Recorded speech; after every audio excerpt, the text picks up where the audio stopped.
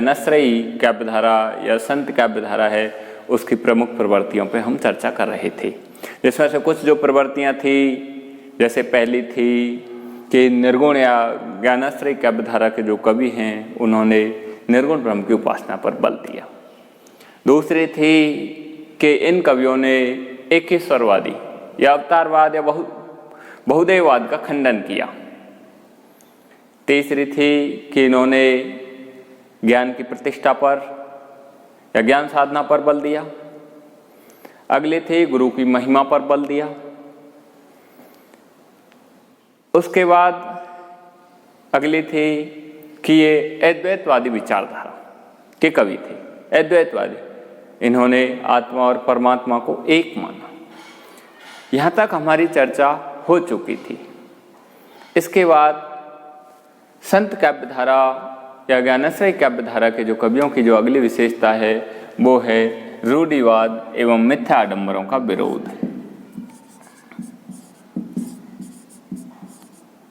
रूढ़िवाद एवं मिथ्या आडंबरों का विरोध।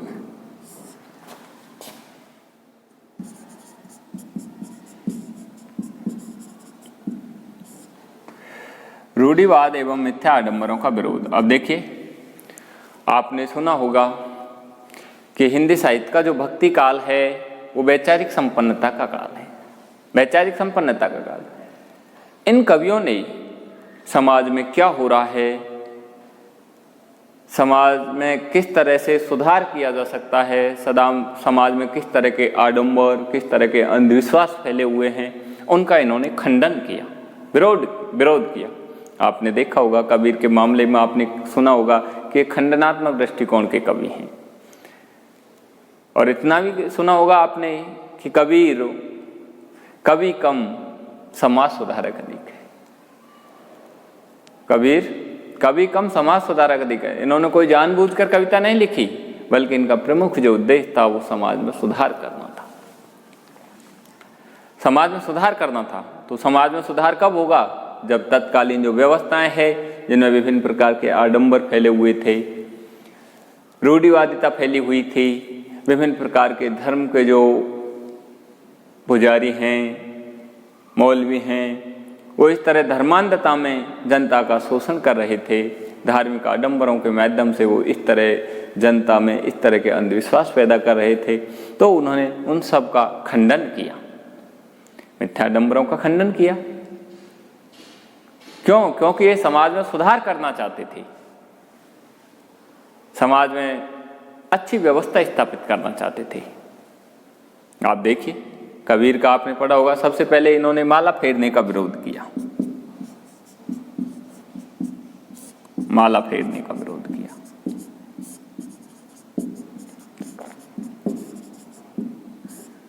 माला फेरने का विरोध किया। आडंबर है कि माला फेरने से भगवान मिल जाते हैं, तो इस तरह के आडंबरों का इन्होंने विरोध किया। ये खंडनात्मक दृष्टिकोण के कवि थे। आपने देखा होगा, कबीर का आपने पढ़ा होगा, कबीर का आपने पढ़ा होगा, माला फेरने का विरोध किया। जप माला छापा तिलक, जप माला छापा तिलक सरे ने एको काम, मन कांचे नाचे वृथा सांचे रांचे राम। देखिए क्या कहा इन्होंने, कहा कबीरदास जी ने कहा जप माला छापा तिलक, कि ये जपना, माला जपना, छापा तिलक लगाना आडंबर थे, मिथ्या आडंबर थे। तो जप माला छापा तिलक सरे ने एको काम, व्यक्ति इन्हीं कामों में लिप्त रहता है, इसके अलावा उसको और भी काम नहीं के लिए बिल्कुल समय नहीं मिलता है। सरे ने एको काम, मन कांचे नाचे वृथा। देखिए आगे क्या कहा, मन कांचे नाचे वृथा। जब तक तुम्हारा मन कच्चा है, अविश्वासी है, नाचे वृथा, तब तक इन आडंबरों में इसी तरह व्यर्थ नाता रहेगा। मन कांचे नाचे वृथा सांचे रांचे राम, क्योंकि राम है वो तो सच्चे हृदय में ही निवास कर सकते हैं। तो वहाँ इन्होंने माला फेरने का विरोध किया। और भी लिखा इन्होंने माला फेरने का विरोध करते हुए, और भी आपके सिलेबस में दिया हुआ है, माला पहरे मन मुथी तांते कछु न होए। माला पहरे मन मुथी, मन से जो कायर है, चोर है, माला फेरे मन मुथी तांते कछु न होए, इससे कुछ नहीं होगा। मन माला को फेरता जग उजियारा हो। देखिए क्या कहा, मन रूपी माला को फेरो जिससे इस संसार का उद्धार हो, संसार का उद्धार हो। तो मन रूपी माला को फेरने का इन्होंने इस तरह का सुझाव जनता को दिया और आडंबरों का खंडन किया। और भी लिखा है कबीर ने माला के लिए, बहुत लिखा है। कबीर माला काठ की कह समझावे तो, कबीरदास जी ने कहा है कि हे साधक, ये माला तो काठ की है, लकड़ी की है, और ये बार बार तेरे को कहकर समझा रहे, कबीर माला काठ की कह समझावे तो, मन न फरावे आप ना कहाँ फरावे मोर, कि तो तेरे मन रूपी माला को फेर, मेरे को फेरने से क्या होगा। तो वहां भी उन्होंने माला फेरने का विरोध किया, क्योंकि माला फेरना तत्कालीन समाज में एक आडंबर बना हुआ था। धर्म के जो पुजारी हैं, पंडित पुजारी मौलवी, वो इस तरह के जनता को उपदेश दे रहे थे और इनके आधार पर इस तरह सामान्य जनता का शोषण कर रहे थे। तो कबीरदास जी ने इस तरह माला फेरने का विरोध किया। अगला जो आडंबर है मूंड मुंडाना, मूंड मुंडाने का विरोध किया।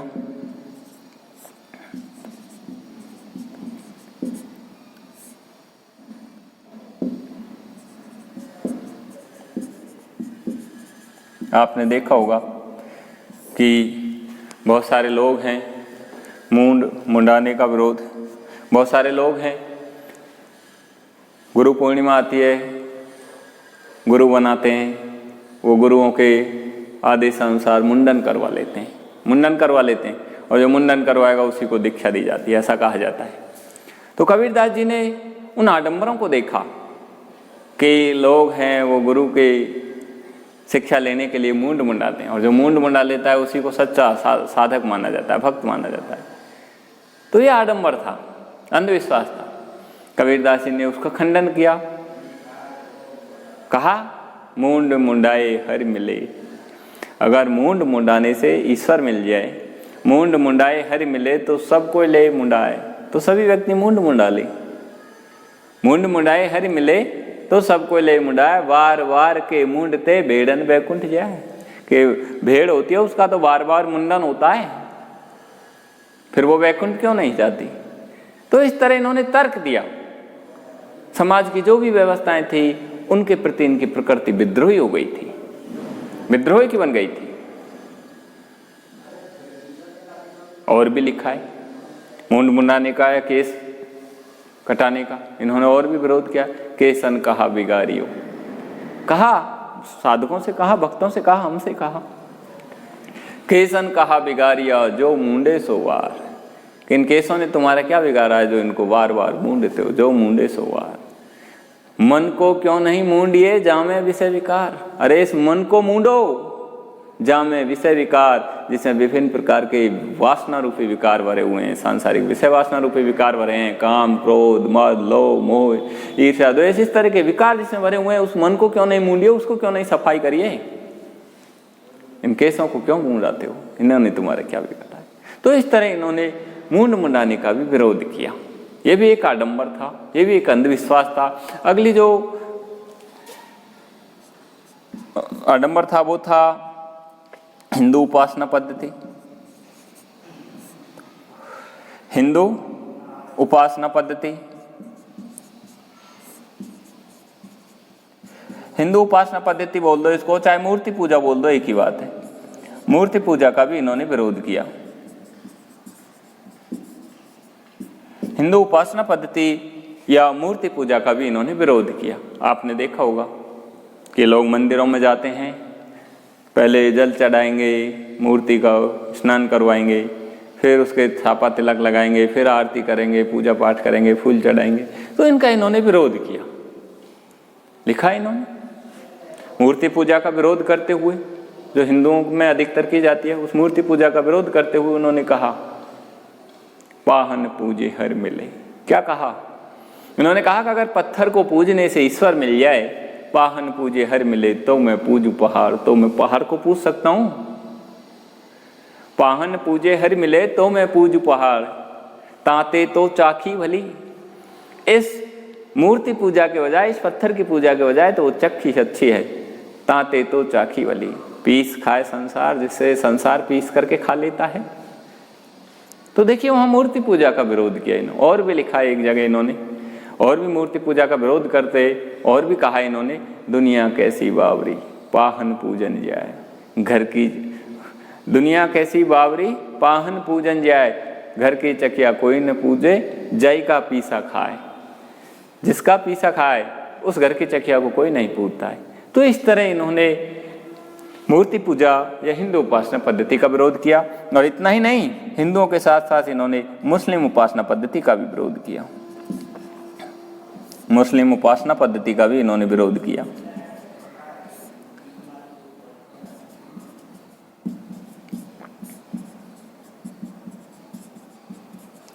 इन्होंने दोनों संप्रदाय के लोगों को फटकारा। मुस्लिम आपने देखा होगा, मस्जिद में चले जाते हैं, बांग देते हैं, आवाज देते हैं, नमाज पढ़ते हैं। तो उन आडंबरों का इन्होंने विरोध किया। क्यों? क्योंकि ये आत्मा की शुद्धि पर बल देते थे, आत्मज्ञान पर बल देते थे, परमात्मा को आत्मा में पहचानने का पर बल देते थे। ये कहीं मंदिर मस्जिद में जाने के लिए नहीं कहते थे। कहा है इन्होंने मुस्लिम उपासना पद्धति का विरोध करते हुए, कहा कांकर पाथर जोर कर, कांकर पाथर जोर कर मस्जिद लई चनाए, और ताचड़ मुल्ला बांग दे क्या बहरा हुआ खिदा है। देखिए क्या कहा उन्होंने, कहा काकर पाथर जोर कर मस्जिद लई चनाए, और ताचड़ मुल्ला बांग दे का मतलब आवाज देता है। आपने देखा होगा सुबह सुबह रेडियो में आवाज आती रहती है, ताचड़ मुल्ला बांग दे क्या बहरा हुआ खुदा है, क्या ईश्वर बहरा हो गया, खुदा ही बहरा हो गया। तो इस तरह इन्होंने इन उपासना पद्धतियों का विरोध किया। आगे इन्होंने जाति पाति का विरोध किया।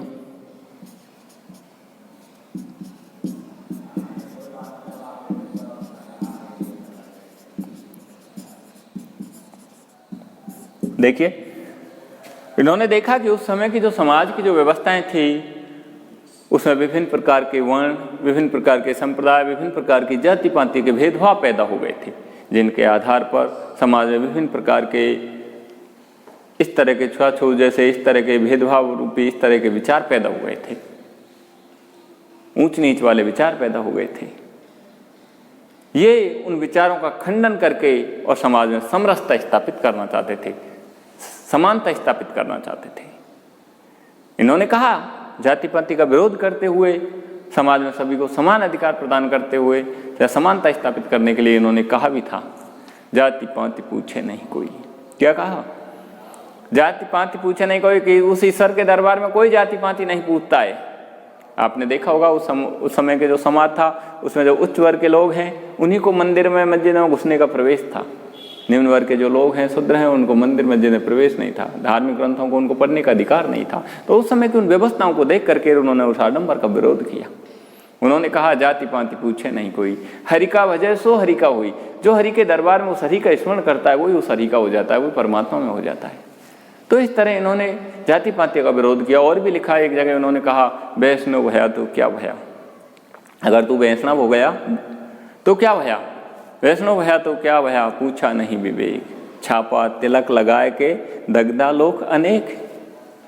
तो इस तरह इन्होंने विभिन्न प्रकार के आडंबरों का, विभिन्न प्रकार के अंधविश्वासों का या रूढ़िवादिता का इस तरह इन्होंने खंडन किया, विद्रोह किया। अगली जो विशेषता थी इनकी, वो अगले जो आडंबर था वो था जीव हिंसा का विरोध। जीव हिंसा का विरोध।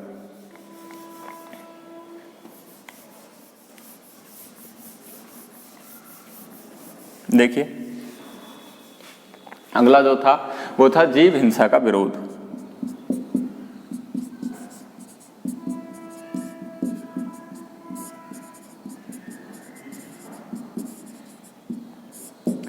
देखिए, उन्होंने कहा था, उन्होंने देखा था उस समय समाज में लोग अपनी मनोकामना की या अपने स्वार्थ की सिद्धि के लिए विभिन्न प्रकार के बलि जैसे कार्य कर देते थे। जीव हिंसा, जीवों की बलि दे देते थे, देवी देवताओं को बलि या भेंट चढ़ा देते थे जीवों को। उन्होंने तत्कालीन उस व्यवस्था को देख करके और उस आडंबर का विरोध किया, जीव हिंसा का विरोध किया उन्होंने। जो भी देवी देवताओं को जो लोगों के द्वारा या समाज के द्वारा जो बलि दी जा रही थी, जो भेंट दी जा रही थी, उसका इन्होंने खंडन किया। लिखा इन्होंने, जीव हिंसा का विरोध करते हुए इन्होंने लिखा भी है। क्या लिखा इन्होंने? बकरी पाती खाते हैं, बकरी पाती खात है ताकि खेची खाल, जे नर बकरी खाते तिनके कौन हलाल।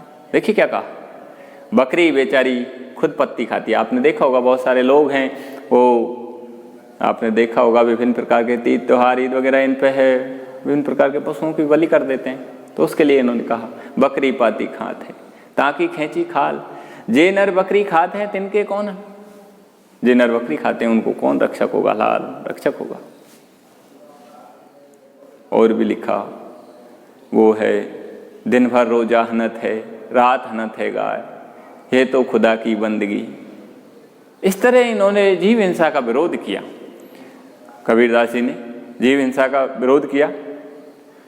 और भी लिखा एक जगह, साधो पांडे निपुण कसाई, साधो पांडे निपुण कसाई, बकरी मार भेड़ को धाए दिल में दर्दन आई। देखिए साधो पांडे निपुण कसाई, साधो पांडे निपुण कसाई, इनको साधना साधो, इनको सुधारो। पांडे निपुण कसाई, बकरी मार भेड़ को धाए दिल में दर्दन आई, कर स्नान तिलक दे बैठे मंदिर दे पुजाई, कुछ इस तरह की बातें हैं। तो वहाँ भी इन्होंने जीव हिंसा का विरोध किया है। जो जीवों की जो बलि दी जा रही थी, भेड़ दी जा रही थी, उसका भी इन्होंने विरोध किया। अगली जो विशेषता है, वो अगला जो विरोध था वो था पुस्तकीय ज्ञान का विरोध।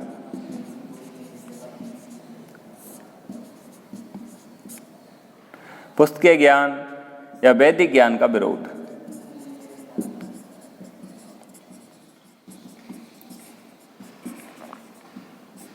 देखिए उस समय के जो समाज था उसमें लोग हैं वो वेदों को पढ़ने वाले अपने आप को पंडित समझ रहे थे, पुस्तकीय ज्ञान का अध्ययन कर करके और सामान्य जनता को वर्गला रहे थे, बहकावे में ला रहे थे, विभिन्न प्रकार के आडंबरों के द्वारा उनका शोषण कर रहे थे। तो कबीरदास जी ने उन पुस्तकीय ज्ञान, उन वैदिक ज्ञान का उन्होंने विरोध किया, खंडन किया। लिखा आपके सिलेबस में दिया हुआ है, पोथी पढ़ पढ़ जग मुआ, पंडित भयान कोय, ढाई आखर प्रेम का पढ़े सो पंडित। देखिए क्या कहा उन्होंने कि इस पुराणों को पढ़ते पढ़ते, इन पोथियों को पढ़ते पढ़ते तो संपूर्ण संसार के लोग मर गए, लेकिन आज तक कोई पंडित आत्मज्ञानी नहीं हुआ। पंडित भयान कोय, ढाई आखर प्रेम का, प्रेम शब्द में ढाई अक्षर हैं, आत्मा और परमात्मा के प्रेम के जो शब्द हैं वो ढाई हैं। पढ़े सो पंडित हो, जो उनको जान लेगा वही पंडित होगा, वही आत्मज्ञानी होगा। और भी लिखा है, एक आपके सिलेबस में दिया हुआ है, पीछे लागा जाए था लोक वेद के साथ, पीछे लागा जाए था। कबीरदास जी कह रहे हैं कि जैसे संसार के सामान्य लोग जिस तरह से लगे हुए थे किनमें, वेदों के अध्ययन में, पंडितों के अनुसरण में, उनकी बातों के, उनके उपदेशों के अनुसरण में जो लगे हुए थे, उसी तरह मैं भी पीछे लगा हुआ था। मैं भी वेदों का अध्ययन या वेदों में जो लिखा हुआ है उसका अनुसरण कर रहा था, पंडितों के द्वारा जो वचन कहे गए थे उनको पालन कर रहा था। तो पीछे लागा जाए था लोक वेद के साथ, लोक संसार के लोगों के साथ, वेदों में जो लिखा है उसके साथ उसी का अनुकरण कर रहा था। लेकिन आगे थे सतगुरु मिला, लेकिन मेरे को तो आगे थे का मतलब अपने आप एक ऐसा श्रेष्ठ गुरु मिल गया, आगे से सतगुरु मिला, दीपक दिया उसने, तो मेरे को आत्मज्ञान रूपी दीपक दे दिया कि इन वेदों में ईश्वर नहीं है, इन लोगों के साथ अनुकरण करने में ईश्वर की प्राप्ति नहीं है, ईश्वर की प्राप्ति आत्मा के अंदर है। इस तरह मेरे को एक आगे से का मतलब है बिना किसी प्रयास के एक ऐसा श्रेष्ठ गुरु मिल गया जिसने मेरे को इस तरह आत्मज्ञान रूपी दीपक दे दिया। तो वहां भी उन्होंने पुस्तकीय ज्ञान का विरोध किया। अगली जो है वो है अन्य आडंबरों का विरोध। अन्य आडंबरों का विरोध।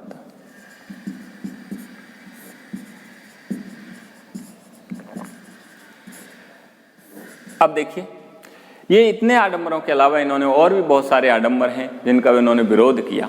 तंत्र मंत्र का विरोध किया इन्होंने, लोग तंत्र मंत्र करते हैं उसका भी इन्होंने विरोध किया। तंत्र मंत्र सब झूठ है, मत भरमो जग कोय, सार शब्द जाने बिना कागा हंसन होय। कबीरदास जी ने कहा है कि हे संसार के लोगों, ये तंत्र मंत्र सब झूठ है, मत भरमो जग कोय, संसार के लोग इनमें कोई भी भ्रमित मत हो। सार शब्द जाने बिना, जो सार शब्द है परमात्मा रूपी तत्व है, सार शब्द जाने बिना कागा हंसन हो, कौआ कभी हंस नहीं हो सकता।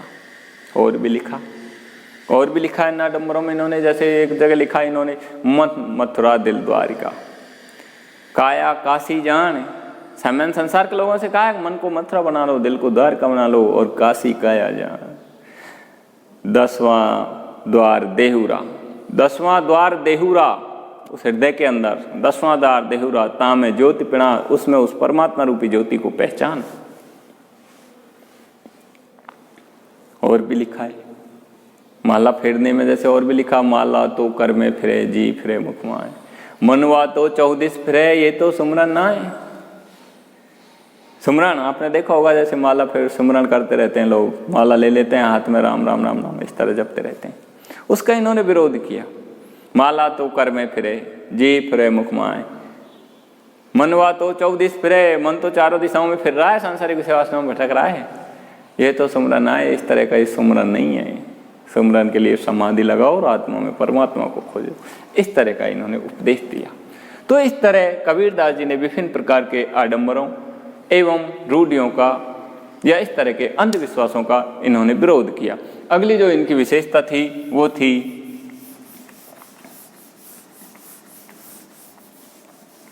रहस्यवादी भावना।